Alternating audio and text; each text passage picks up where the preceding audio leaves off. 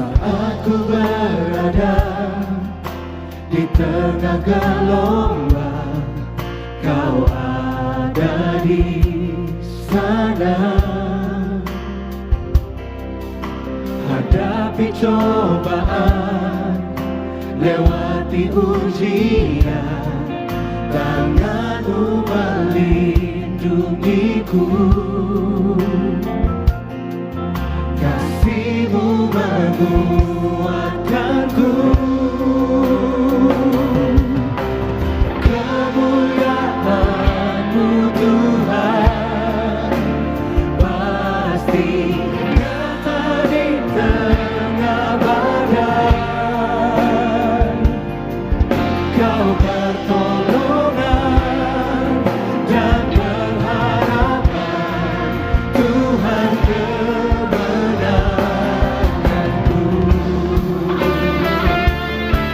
Semuanya, Shalom. Gimana kabarnya hari ini? Baik. Saya rasa semuanya baik ya, dan dalam lindungan kasih karunia Tuhan. Tidak terasa kita sudah memasuki minggu ketiga di bulan Juli, tapi masih ibadah online. Walaupun begitu, saya rasa kasih karunia Tuhan tetap sama, tetap besar buat setiap kita. Sebelum memulai ibadah hari ini, saya mau minta dengan kasih jemaat sekalian untuk bersaat teduh sejenak. Saat teduh dipersilakan.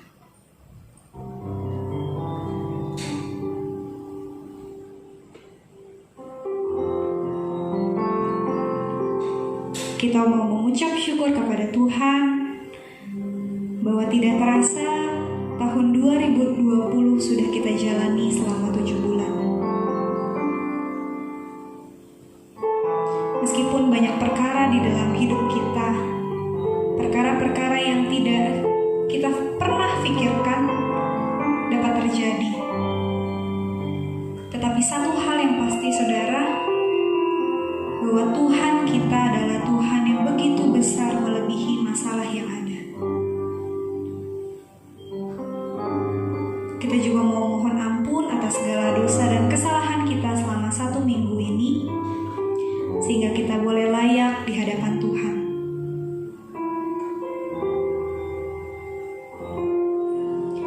Amin. Jemaat saya undang untuk berdiri. Kita mau naikkan PPK nomor 1, Tuhan berada di bait sucinya.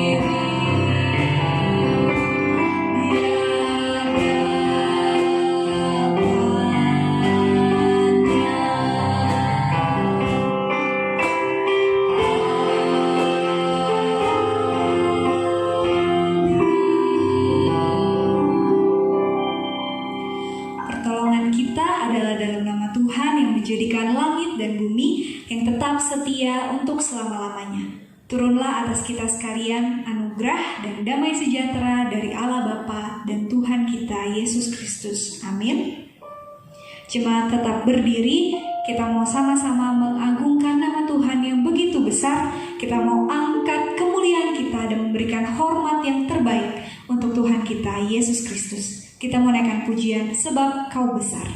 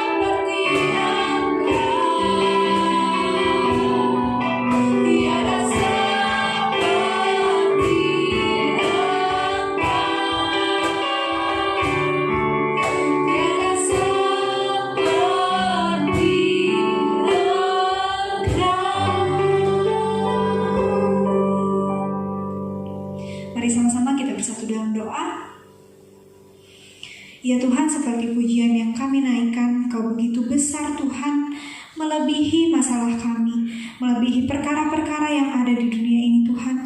Engkau terlalu besar dan sangat besar Tuhan, kuasa-Mu, kasih-Mu buat setiap kami. Tuhan, kami sekali lagi datang kepadamu ya Bapa. Kami ingin memuji, memuliakan nama Tuhan. Kami ingin mendengarkan firman-Mu Tuhan. Firman-Mu yang begitu indah sehingga firman-Mu boleh menjadi kekuatan bagi setiap kami menjalani hidup ini. Tuhan yang ampuni segala dosa dan kesalahan kami Tuhan, sehingga kami boleh layak ya Bapa untuk bersekutu bersama-sama, menikmati kasih karunia Tuhan pada hari ini. Kami mau serahkan ibadah kami ke dalam tangan kasih-Mu. Hai dalam nama Tuhan Yesus kami berdoa dan mengucap syukur. Haleluya. Amin. Jemaat dipersilakan untuk duduk kembali.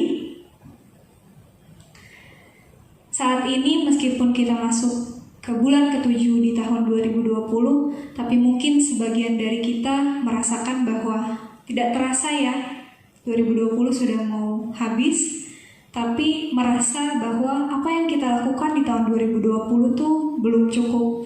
Banyak perkara-perkara yang tiba-tiba muncul seperti pandemi yang ada saat ini, yang membuat kita takut, yang membuat kita gentar untuk menjalani hidup ini. Tapi satu hal yang pasti saudara, bahwa kemuliaan Tuhan di tengah apapun yang terjadi, di tengah pandemi saat ini, itu lebih besar daripada pandemi itu sendiri. Kita harus terus percaya kepada Tuhan, bahwa Tuhanlah satu-satunya jalan keluar di dalam setiap masalah kita. Kita mau naikkan satu pujian, kemuliaan di tengah badai.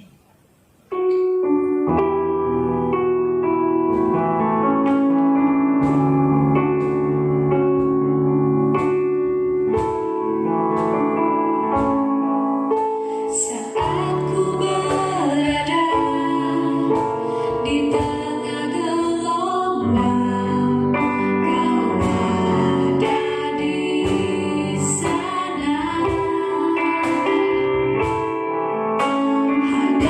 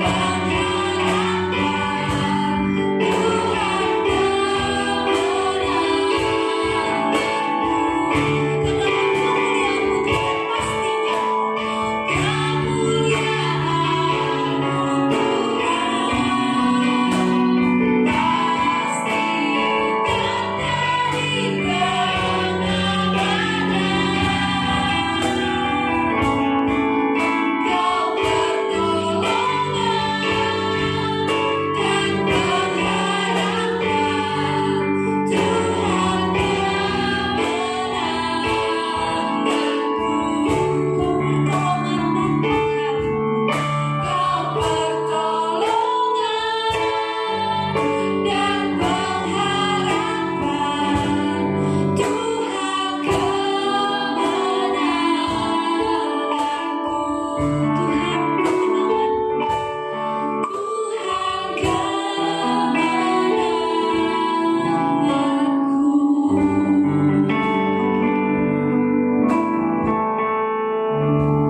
pujian ini menjadi kekuatan buat setiap jemaat bahwa Tuhan satu-satunya pertolongan dan pengharapan kita. Mazmur 39 ayat 6 berkata, "Sungguh hanya beberapa telempap saja kau tentukan umurku.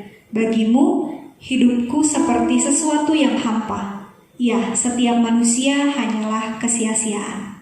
Begitulah kata pemazmur bahwa hidup kita hanya sebentar saja dan kita hanyalah manusia yang penuh dengan kesia-siaan. Tapi hidup yang tidak sia-sia hanya satu, yaitu hidup bagi Yesus. Kita mau sama-sama menaikkan satu pujian, sehingga pujian ini boleh menjadi kekuatan, menjadi tujuan hidup kita. PPK nomor 193, hidup bagi Yesus. Semuanya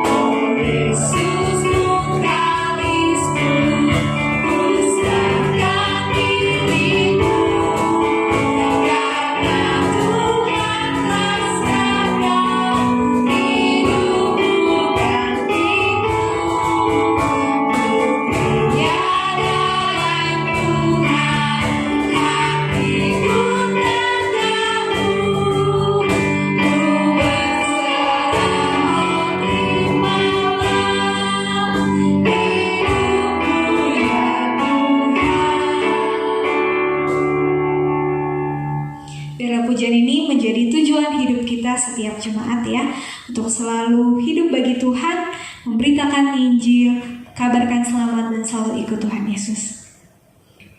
Saya mau mengundang jemaat untuk berdiri. Kita mau sama-sama mengakui iman kita di hadapan Tuhan secara perlahan-lahan dan bersama-sama. Pengakuan iman rasuli 1, 2, 3. Aku percaya kepada Allah, Bapa yang Maha Kuasa, Khalik langit dan bumi, dan kepada Yesus Kristus, Anaknya yang tunggal Tuhan kita, yang dikandung oleh Roh Kudus, lahir dari anak darah Maria, yang menderita sengsara di bawah pemerintahan Pontius Pilatus, disalibkan, mati dan dikuburkan, turun ke dalam kerajaan maut, pada hari yang ketiga bangkit pula dari antara orang mati, naik surga, duduk sebelah kanan Allah, Bapa yang Maha Kuasa, dan dari sana Ia akan datang untuk menghakimi orang yang hidup dan yang mati. Aku percaya kepada Roh Kudus, gereja yang kudus dan am, persekutuan orang kudus, pengampunan dosa, kebangkitan tubuh, dan hidup yang kekal. Amin. Jemaat dipersilakan duduk kembali. Kita mau sama-sama mempersiapkan hati kita untuk mendengarkan firman Tuhan. Karena firman Tuhan sajalah yang membuat kita mampu menjalani hidup kita. Karena firman Tuhan yang begitu indah, ajaib dapat mengubah hidup kita. Kita mau sama-sama naikkan pujian PPK nomor 81, Ajaiblah Firman Hidup.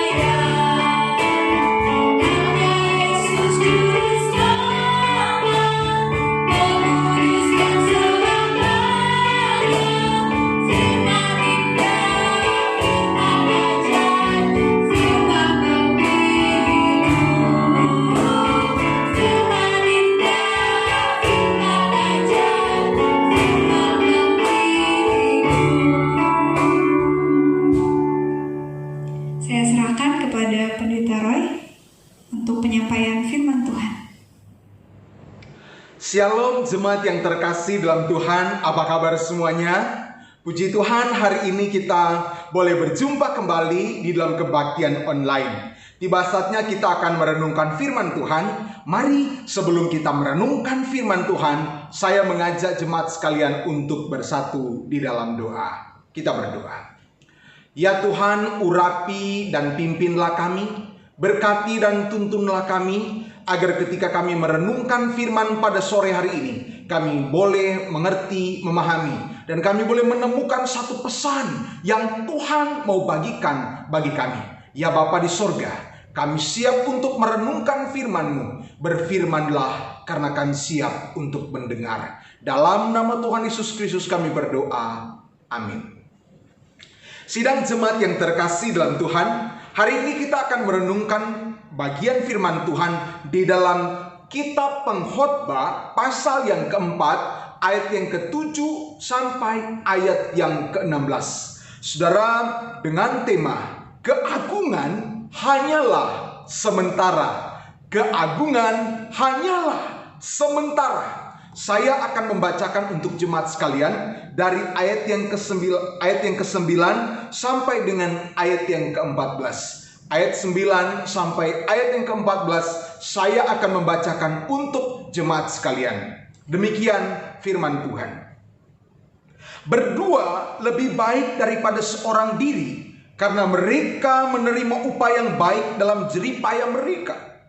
Karena kalau mereka jatuh, yang seorang mengangkat temannya, tetapi wahai orang yang jatuh, yang tidak mempunyai orang lain untuk mengangkatnya. Juga kalau orang tidur berdua, mereka menjadi panas, tetapi bagaimana seseorang saja dapat menjadi panas? Dan bila mana seseorang dapat dialahkan, dua orang akan dapat bertahan. Tali 3 lembar tak mudah diputuskan. Lebih baik seorang muda miskin tetapi berhikmat daripada seorang tua tetapi bodoh yang tak mau diberi peringatan lagi. Karena dari penjara orang muda itu keluar untuk menjadi raja, biarpun ia dilahirkan miskin semasa pemerintahan orang yang tua itu. Amin. Berbahagialah kita yang membaca, merenungkan, serta melakukan di dalam kehidupan kita hari lepas hari. Keagungan hanyalah sementara. Sidang jemaat yang terkasih dalam Tuhan, berbicara tentang keagungan ini yang hanya sementara, itu bisa berarti tentang suatu kesuksesan yang tertinggi atau suatu pencapaian dari cita-cita yang boleh kita raih dalam kehidupan kita. Namun kembali diingatkan bahwa apapun yang ada di dalam genggaman kita yang diberikan oleh Tuhan, semua itu hanyalah fana, sementara saja. Jemaat yang terkasih dalam Tuhan, pernahkah Anda mendapatkan sebuah kritikan to the point, langsung, baik dari teman, rekan kerja, atau anak-anak, atau orang tua, atau dari siapapun yang memberikan kritikan to the point kepada kita? Saudara, kalau saya boleh bertanya kembali, bagaimana perasaan saudara pada saat dikritik, pada saat ditegur? Apa yang saudara alami? Saudara yang terkasih dalam Tuhan, tentunya jawabannya beragam, tergantung orangnya.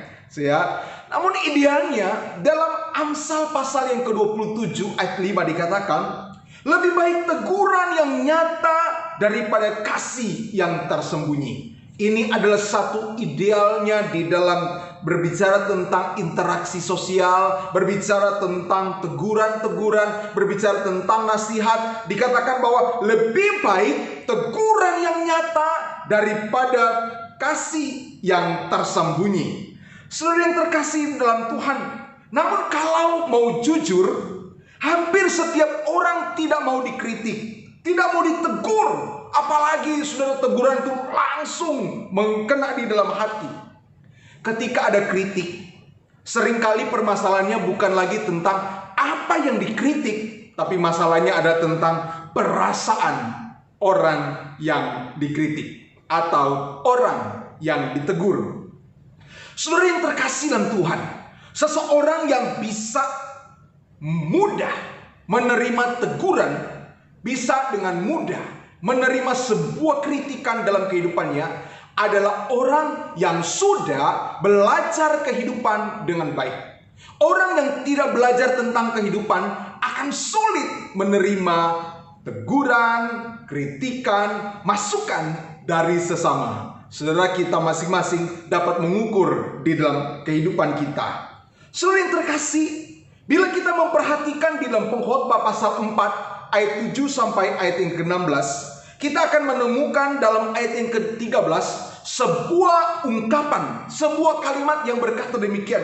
Seorang raja tua tetapi bodoh. Wow, keras sekali kalimat ini ya. Dikatakan seorang raja tua tetapi bodoh. Kalimat ini sangat bertentangan dengan logika kita. Sangat bertentangan dengan cara kita berpikir, dengan nalar.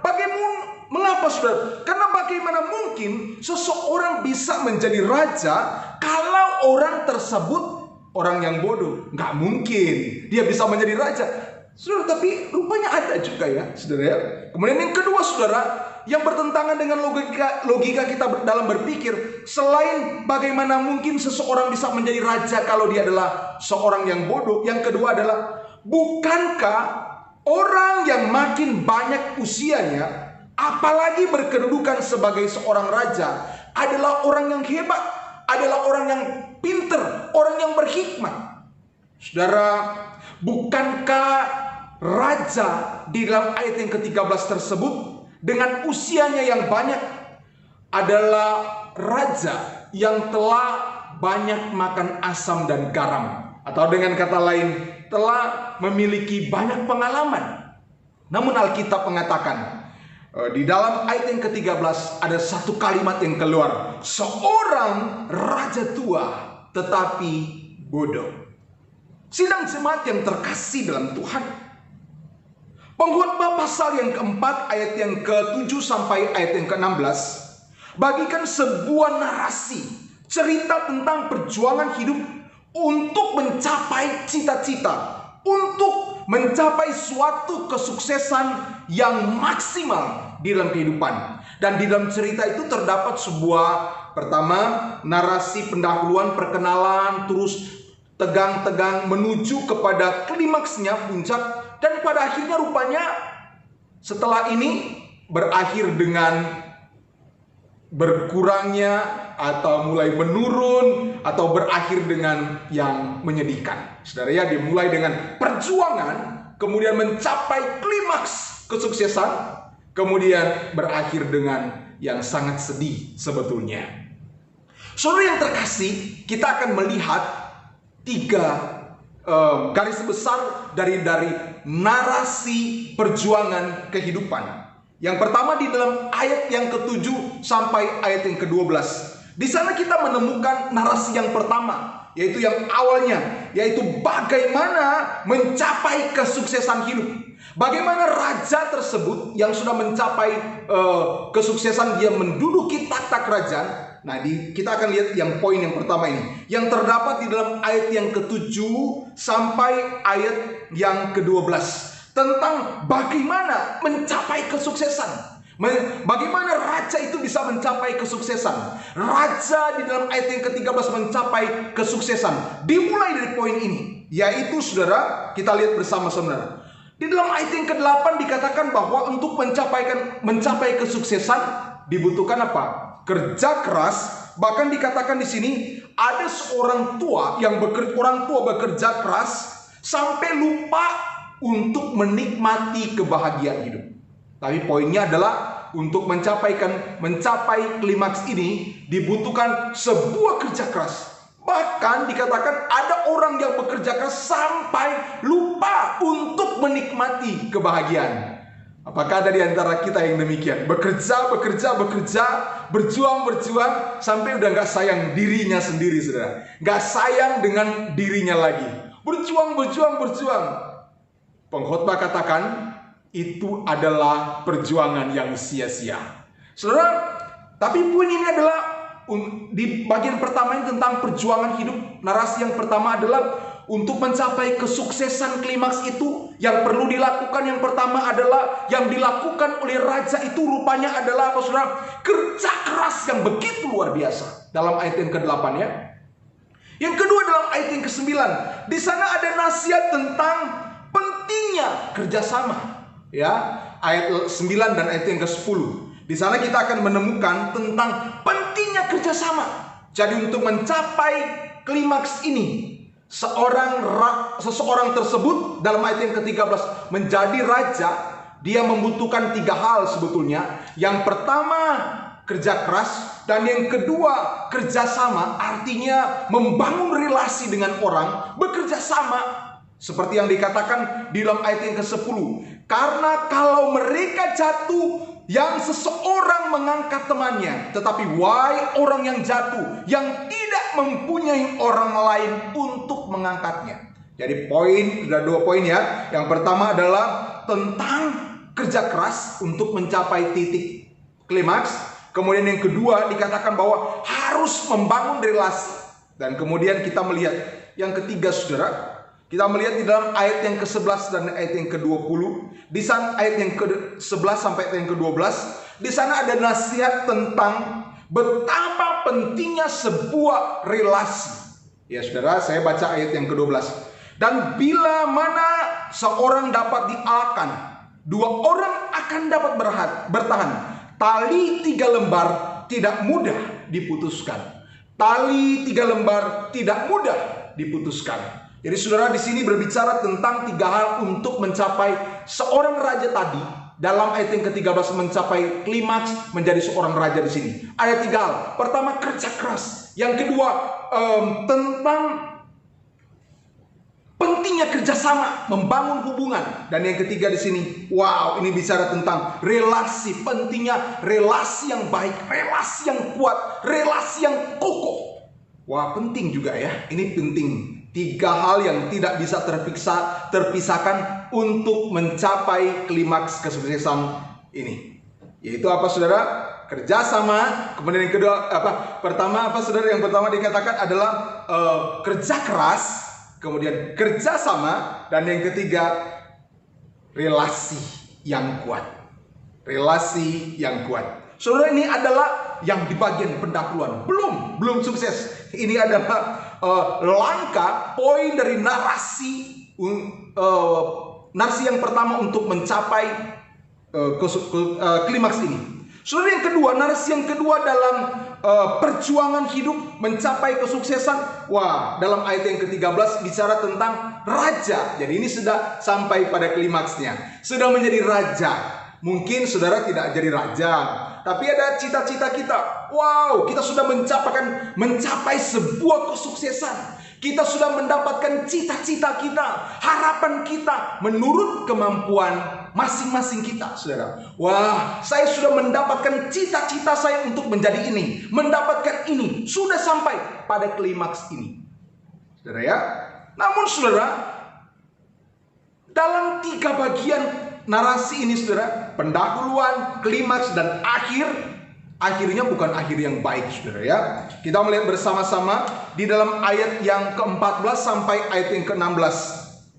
Di sana dikatakan demikian, ayat 14. Karena dari penjara orang muda itu keluar untuk menjadi raja. Dari ayat 13 saja. Lebih baik seorang muda miskin tetapi berhikmat daripada seorang raja tua tetapi bodoh yang tak mau diberi peringatan lagi. Karena dari penjara orang muda itu keluar untuk menjadi raja, biarpun ia dilahirkan miskin semasa pemerintahan orang yang tua itu. Dan terus seterusnya. Jemaat yang terkasih dalam Tuhan, dari ayat ini, ayat 13 sampai ayat yang ke-16 kita akan menemukan setelah klimaks ada penurunan. Di sini ada narasi perjuangan hidup.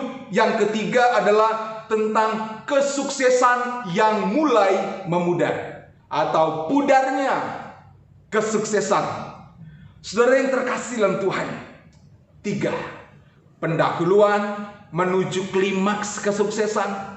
Ya, klimaks ini kemudian pada akhirnya pudar.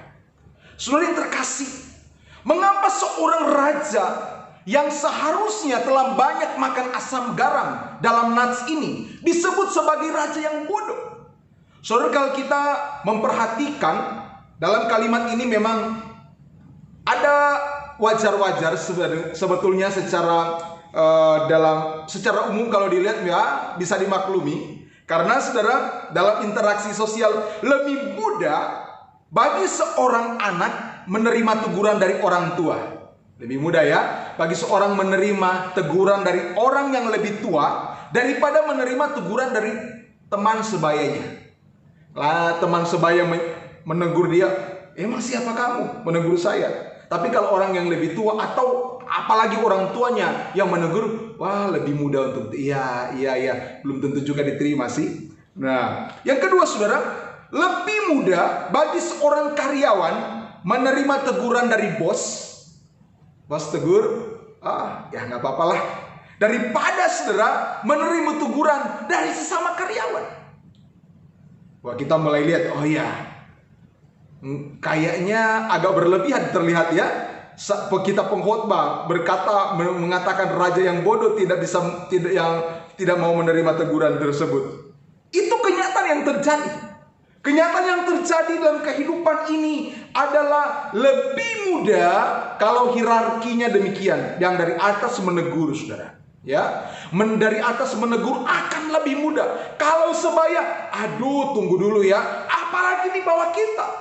Wah, mana mungkin? Bagaimana saya bisa menerimanya? Saudara, ini adalah yang terjadi, fakta yang terjadi berhubungan dengan tegur menegur, kritikan dan masukan di dalam kehidupan hari lepas hari.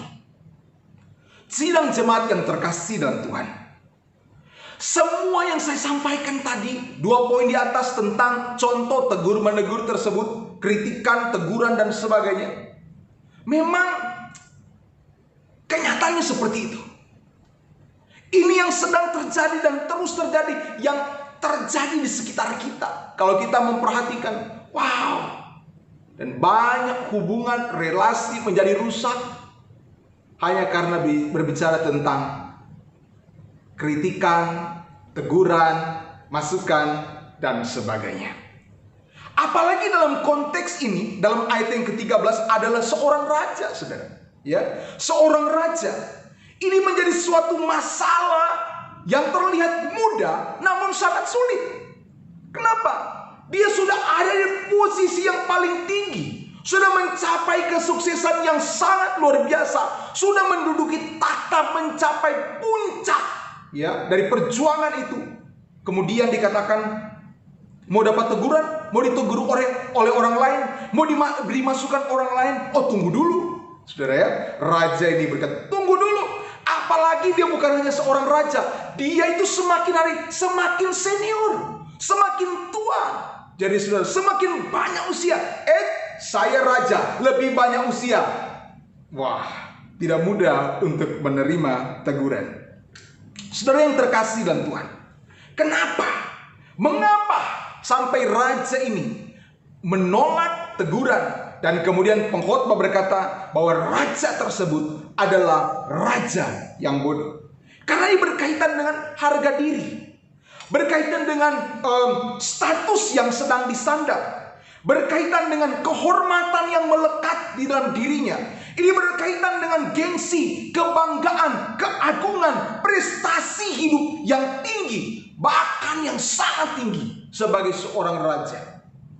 Saudara yang terkasih dalam Tuhan, membuatnya tidak mau diberi peringatan lagi. Kesuksesan, keagungan, pencapaian yang dia peroleh membuat dia menjadi orang yang tidak mau diberi teguran oleh sesamanya atau orang-orang yang ada di sekitarnya. Raja ini rupanya lupa. Dia menjadi lupa bahwa kesuksesan dia duduk di takhta kerajaan atau mencapai tingkat yang demikian tinggi tersebut tidak semata-mata hasil dari kerja keras dia sendiri. Kita sudah melihat di dalam ayat sebelumnya. Saudara, itu di sana untuk mencapai titik ini, saudara, Alkitab mengatakan bahwa ada faktor kerjasama. Artinya adanya suatu kerendahan diri, saling menerima masukan, teguran, sehingga dia sampai pada posisi itu. Kerjasama saling mengingatkan, oh ya, saling memberi masukan, oh ya. Kemudian akhirnya raja tersebut dalam ayat yang ke-13 dia sampai pada posisi itu. Dimulai kerja keras dia, tapi jangan lupa bukan hanya kerja keras, ada kerjasama, ada teguran, ada masukan. Saudara, raja ini lupa tentang hal itu. Dia lupa juga bahwa bukan hanya kerja kerasnya, dia lupa juga tentang kerjasama, dia lupa juga relasi. Selain ada faktor kerjasama, ada juga faktor relasi yang kuat, yang sangat kuat, yang lebih dari kerjasama. Karena kerjasama tanpa relasi yang kuat seperti membangun rumah tanpa pondasi. Ya saudara, dia bekerja keras, raja tadi bekerja keras, kemudian dia bekerja sama, namun tidak memiliki relasi yang kuat, relasi yang kokoh. Kerjasama itu hanya sebentar saja dan tidak mungkin akan sampai pada tahap ini. Orang yang bekerja keras tapi susah bekerja sama, sulit membangun relasi dan sulit mencapai titik kesuksesan bersama. Saudara, raja ini sudah capek tapi dia lupa. Tadinya dia adalah orang bekerja keras, orang yang bekerja sama dengan orang lain, orang yang mau menerima masukan, orang yang mau menerima teguran, dan yang kedua, orang yang luar biasa memiliki relasi yang kuat dengan sesama, dengan orang yang bekerja sama dengan dia, pintar membangun relasi luar biasa. Tapi pada waktu dia ada posisi ini, dia lupa akan tiga hal ini. Dia lupa akan semuanya itu. Raja dalam ayat yang ke-13 ini, yaitu raja yang dikatakan bodoh karena tidak lagi mau menerima teguran. Raja yang lupa akan tentang perjuangan di masa lalu. Dia tidak mau ditegur. Itu artinya pada waktu dia tidak mau ditegur, itu artinya ia telah melupakan teman-temannya.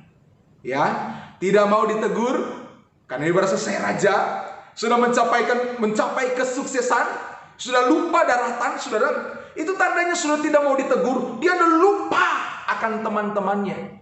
Dia lupa bagaimana dia sampai pada titik itu. Ada akibat kerjasama, interaksi, ada masukan, ada teguran, dan sebagainya. Dia lupa akan teman-temannya. Ia telah melupakan, dikatakan di dalam ayat yang ke-12. Dalam ayat yang ke-12 dikatakan ada satu peribahasa yang luar biasa ya. Tali 3 lembar tak mudah diputuskan. Tali 3 lembar tidak mudah diputuskan. Kalau cuma satu gampang diputus. Tapi kalau 2 ya bisa diputus tapi susah. Tapi kalau 3 tidak mudah diputuskan. Lembaran tali yang membuatnya kokoh dia sudah lupa.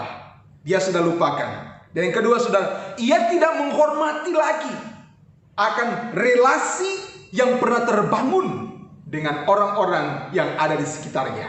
Saudara, jadi dia telah lupa tentang teman-temannya. Dia juga sudah tidak menghormati, mengabaikan sebuah relasi yang telah terbangun sehingga membuatnya mencapai suatu kesuksesan. Tingkat yang kedua, tingkat ini, saudara, klimaksnya. Saudara yang terkasih dalam Tuhan, ada pepatah Tiongkok yang berkata begini: kalau kamu minum segelas air putih, jangan lupa dari mana asalnya. Kalau kamu minum segelas air putih, jangan lupa dari mana dia berasal. Artinya apa, saudara? Jangan lupa kebaikan jasa orang kepada kita. Seberapapun sukses kita, seberapapun pencapaian kita, ingat, jangan lupa dari mana asalnya. Pada waktu kita minum segelas air putih, jangan lupa dari mana asalnya. Jangan mudah melupakan kebaikan orang. Raja ini rupanya sudah melupakan hal itu. Orang yang mudah melupakan, orang yang mudah mengabaikan orang lain, mengabaikan relasi, mengabaikan teguran, akan mudah mengabaikan dan melupakan Tuhan. 1 Yohanes pasal 4 ayat yang ke-20 berkata, jikalau seseorang berkata, aku mengasihi Allah, dan ia membenci saudaranya, maka ia adalah pendusta. Karena barang siapa tidak mengasihi saudaranya yang dilihatnya, tidak mungkin mengasihi Allah yang tidak dilihatnya. Saudara, luar biasa.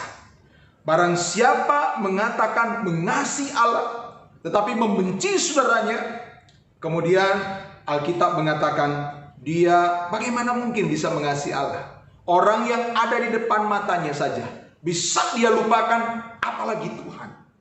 Saudara yang terkasih dalam Tuhan, orang yang mudah melupakan, orang yang mudah mengabaikan, orang yang mudah mengabaikan orang lain, mudah mengabaikan relasi, mudah atau tidak orang yang mengabaikan sebuah teguran yang baik dalam kehidupannya, akan mudah juga mengabaikan, melupakan Tuhan yang menegur dan mengasihi dia.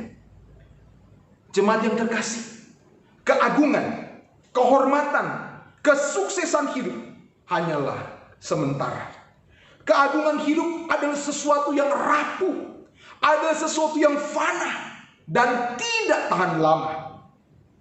Sikap mencintai relasi, sikap mencintai sesama, di antaranya ditandai dengan sikap saling memberi dan menerima masukan yang baik.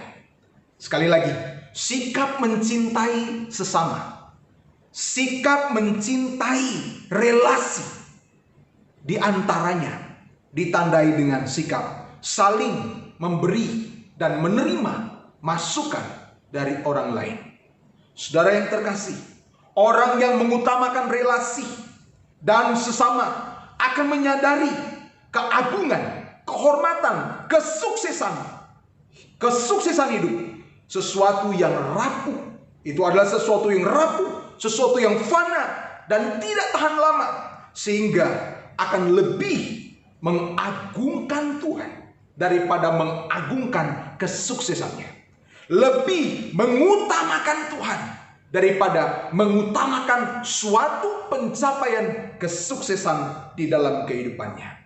Saudara, raja yang bodoh yang disampaikan, dituliskan di dalam Pengkhotbah pasal yang keempat ayat yang ke-13 adalah raja yang fokus, yang orientasinya kepada apa yang sudah dia peroleh, apa yang telah dicapai.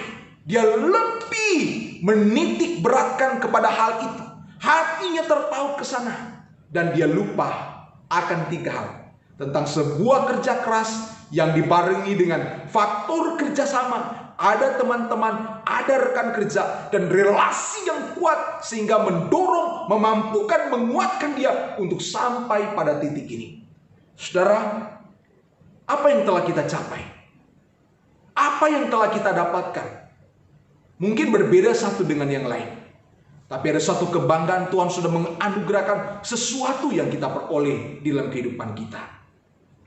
Sidang jemaat yang terkasih dan Tuhan, mari kita lebih mengutamakan Tuhan daripada keagungan. Dari apa yang telah kita capai, yang ditandai dengan apa, saudara? Bagian firman Tuhan ini memberikan contoh tentang kehidupan seorang raja yang telah memiliki banyak usia, namun bodoh karena tidak mau menerima teguran lagi. Saudara, kelihatannya sangat mudah. Tidak mau menerima teguran, itu gampang. Hal yang gampang. Tapi rupanya sangat dalam. Di balik orang yang tidak mau menerima teguran, ada 2 hal yang perlu diperhatikan. Itu ada pertama, orang yang mengabaikan orang yang menegur. Ya, orang yang tidak mau menerima teguran adalah orang yang mengabaikan orang lain, orang yang menegur. Yang kedua, orang yang tidak mau mendapatkan teguran, orang yang tidak menghargai relasi. Karena apa? Kalau kita ditegur, kalau kita dikritik, pada waktu kita diberi masukan, itu berarti di sana ada sebuah relasi, sehingga orang tersebut mau memberi masukan. Saudara yang terkasih dalam Tuhan, yang menghambat daripada teguran itu adalah apa? Kesuksesan, keagungan, suatu pencapaian hidup yang sangat luar biasa. Jangan sampai hal itu membutakan mata dan hati pikiran kita. Mari kita menjadikan Tuhan sebagai prioritas hidup kita. Tuhan sebagai yang utama dalam kehidupan kita. sehingga memudahkan kita berinteraksi, bersosialisasi dengan teman, dengan keluarga, dengan sesama. Karena keagungan, kesuksesan, pencapaian daripada sebuah cita-cita hanyalah sementara yang diberikan oleh Tuhan di dalam genggaman hidup saya dan saudara. Tuhan memberkati. Mari kita bersatu di dalam doa. Tuhan, kami datang mengucap syukur untuk perenungan firman Tuhan pada sore menjelang malam ini. Terima kasih Engkau kembali mengingatkan kepada kami untuk lebih mengutamakan Tuhan di dalam relasi, di dalam kehidupan kami hari lepas hari, daripada apa yang kami peroleh, daripada cita-cita yang telah tercapai, daripada kesuksesan-kesuksesan hidup, atau apapun yang menjadi kebanggaan hidup kami. Karena kami telah diingatkan kembali bahwa segala kesuksesan, keagungan hidup hanyalah sementara. Biarlah kami tetap rendah hati menjalani kehidupan, mensyukuri dengan mengutamakan Tuhan di dalam kehidupan kami. Kami bersyukur untuk firman-Mu ya Tuhan. Dalam nama Tuhan Yesus kami berdoa. Amin. Sidang jemaat yang terkasih, tiba saatnya kita akan mengakhiri kebaktian pada sore hari ini. Mari kita berdiri bersama-sama, kita akan menaikkan doksologi.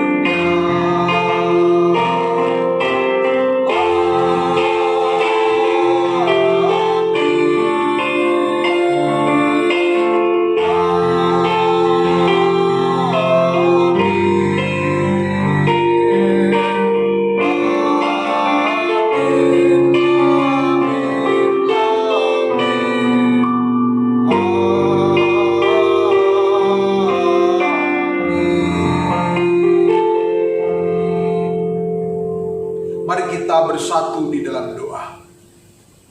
Ya Tuhan Allah yang kami sembah di dalam Kristus Yesus, Juru Selamat kami yang hidup, kami datang mengucap syukur kepadamu Tuhan pada sore hari ini untuk anugerah, kasih dan berkat yang telah Tuhan berikan di dalam kehidupan kami. Sehingga pada saat ini Tuhan kami dapat menyembah Engkau, memuliakan akan Dikau. Bapa, biarlah Engkau mencurahkan anugerah-Mu, berkat-Mu atas kehidupan setiap jemaat Tuhan. Bapa di sorga, berkatilah kami. Kami berdoa kepadamu pada saat ini Tuhan. Biarlah kiranya anugerah-Mu sungguh cukup bagi kami. Engkau senantiasa mencurahkan berkat atas kehidupan seluruh jemaat, di dalam usaha dan pekerjaan mereka, di dalam keluarga mereka, rumah tangga mereka. Biarlah Tuhan senantiasa memberkati dan memimpin, menganugerahkan kesehatan, kekuatan, menyatakan kasih-Mu tiap-tiap waktu di dalam kehidupan setiap jemaat kami. Kami bersyukur kepadamu Tuhan pada saat ini untuk segala kebaikan Tuhan yang telah Tuhan nyatakan di dalam kehidupan kami. Terima kasih banyak Bapa. Akhirnya segala hormat kemuliaan kami kembalikan kepadamu ya Tuhan. Dan biarlah kiranya kami boleh menerima berkat daripada Tuhan pada sore hari ini. Sidang jemaat yang terkasih dalam Tuhan, pujian sudah kita naikkan kepada Allah. Firman-Nya telah diberitakan kepada kita. Kini arahkan hatimu dan terimalah berkat daripada Tuhan. Kiranya kasih sukacita, anugerah dan damai sejahtera, pertolongan penghiburan dari Allah Bapa, Putra, dan dalam persekutuan dengan Roh Kudus senantiasa dianugerahkan, dilimpahkan di dalam kehidupan saudara sekalian mulai dari saat ini sampai Maranatha, Kristus datang kali yang kedua. Amin.